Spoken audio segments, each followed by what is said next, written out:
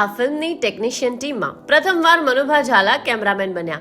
કારણ કે મનુભા 1986માં મુંબઈ દેવેન્દ્ર શાહની ઓફિસમાં ઓફિસ બોય તરીકે કામ કરતા હતા. ત્યારે કેશવ રાઠોડે એમને કહ્યું કે હું ડિરેક્ટર બનીશ તો તને કેમેરામેન બનાવીશ, અને 12 વર્ષ પછી એમણે એમનું પ્રોમિસ પૂરું કર્યું. અને બીજી ખાસ વાત, 1984 થી બોહરા ફિલ્મ્સની લાઇટો લઈ એક યુવાન આવતો હતો. 1989માં પણ વાગી પ્રેમ કટારી વખતે એ યુવાન નગારા પર બેસતો હતો.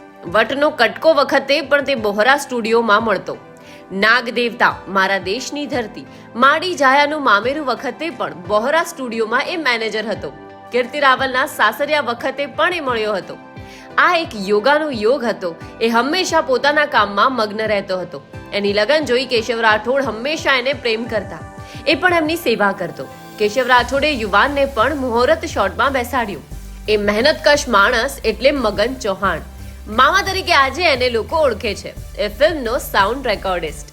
નમસ્કાર મિત્રો, હું છું દેવાંશી વ્યાસ અને ફરી આવી ગઈ છું કેશવ રાઠોડની જિંદગીના કેટલાક અજાણ્યા કિસ્સાઓ આપની સાથે શેર કરવા. તો મિત્રો, આ પહેલા આપે કેશવ રાઠોડ પર બનાવેલા મારા વિડીયોઝ ના જોયા હોય તો જોઈ લેશો. અને જો આપ અમારી ચેનલ પર પહેલી વાર વિડીયો જોઈ રહ્યા હો તો અત્યારે જ અમારી ચેનલને સબસ્ક્રાઇબ કરી દો અને બાજુમાં આપેલા બેલ આઇકનને પ્રેસ કરી દો, જેથી અમારા આવનારા દરેક વિડીયોના નોટિફિકેશન્સ આપને મળે સૌથી પહેલા. સાથે જ અમારા ઇન્સ્ટાગ્રામ આઈડી અને ફેસબુક પેજને લાઈક કરવાનું ભૂલતા નહીં.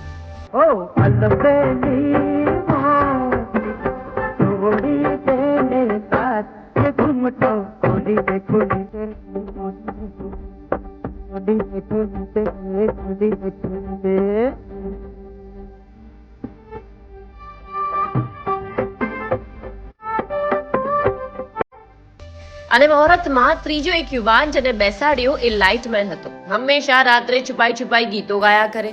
શરમાળ મગન હંમેશા એની વાતો કરતા કે યુવાન વાર્તા લખે છે, ગીતો લખે છે. પણ કેશવ રાઠોડને એનો સ્વભાવ ગમ્યો અને મુહૂર્તમાં બેસાડ્યો.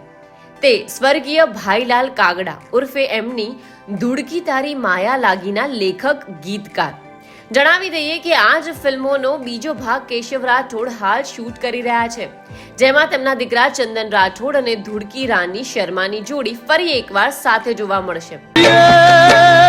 ચાલી ચાલીને હુએ તાક્યો વાલી, ચાલી ચાલીને હુએ તાક્યો, ચાલીનો મજરે આયુ રે ઓ ધુડકી તારી મન માયા લાગી, ચાલીનો મજરે આયુ રે ઓ ધુડકી તારી મન માયા લાગી.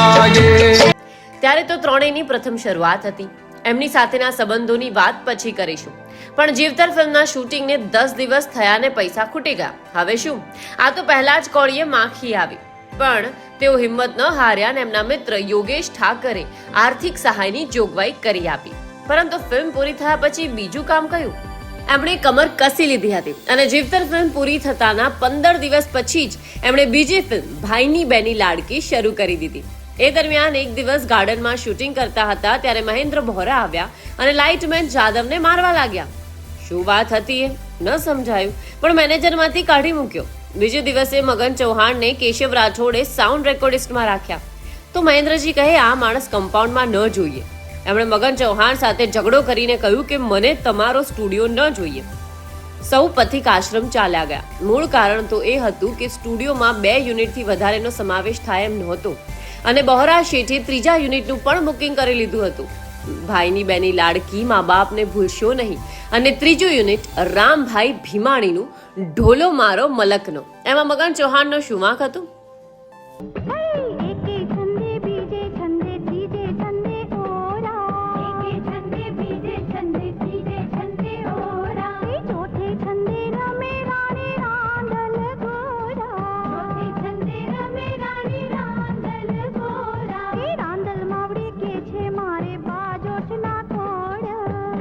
પરંતુ શેઠ આગળ શાણપણ નકામું. મગન ચૌહાણની નોકરી છૂટી ગઈ. કેશવ રાઠોડે કહ્યું ચિંતા ના કર, આપણે છીએ ને. કારણ કે કેશવ રાઠોડ ભાઈની બેની લાડકી પછી માનવી તારા મોઘેરા મૂલનું 15 દિવસમાં જ શૂટિંગ કરવા માંગતા હતા. એ ફિલ્મ માટે નિર્માતાઓ સાથે મુલાકાત કરાવનાર પ્રકાશ ત્રિવેદી, જેને સહુ પીકે સાહેબના નામથી બોલાવતા હતા. દિલદાર જાદુગર અને જીગરજાન પીકે કેશવ રાઠોડના પત્નીને બહેન માનતા. એક્સાઇઝમાં નોકરી કરતા પરંતુ ખરા કલા પારખુ હતા. મુસીબત એ હતી કે એ ફિલ્મ માટે 10,000 રૂપિયા તેઓ મહેન્દ્ર બોહરા સાહેબને એડવાન્સ આપી ચૂક્યા હતા. શું કરવું? તો મિત્રો, કેશવ રાઠોડ વિશેનો મારો આ વિડીયો આપને કેવો લાગ્યો તે આપ અમને કોમેન્ટ કરીને જણાવશો. સાથે જ આપ અમારી ચેનલ પર પહેલીવાર વિડીયો જોઈ રહ્યા હો તો અત્યારે જ અમારી ચેનલને સબસ્ક્રાઇબ કરી દો અને બાજુમાં આપેલા બેલ આઇકનને પ્રેસ કરી દો, જેથી અમારા આવનારા દરેક વિડીયોના નોટિફિકેશન્સ આપને મળે સૌથી પહેલા. સાથે જ અમારા ફેસબુક પેજ અને ઇન્સ્ટાગ્રામ આઈડીને લાઇક કરવાનું ભૂલતા નહીં. Bye bye.